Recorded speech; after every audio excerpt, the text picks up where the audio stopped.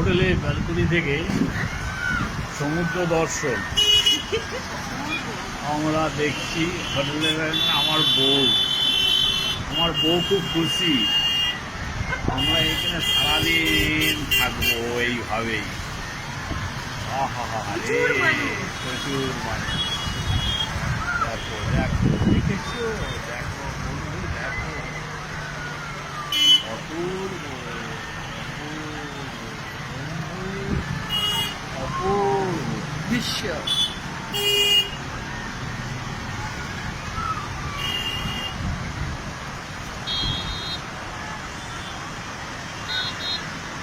গরমে মানুষ শুধু ঠান্ডায় যায় ভুল কথা, সমুদ্রেও মানুষ প্রচুর আসে।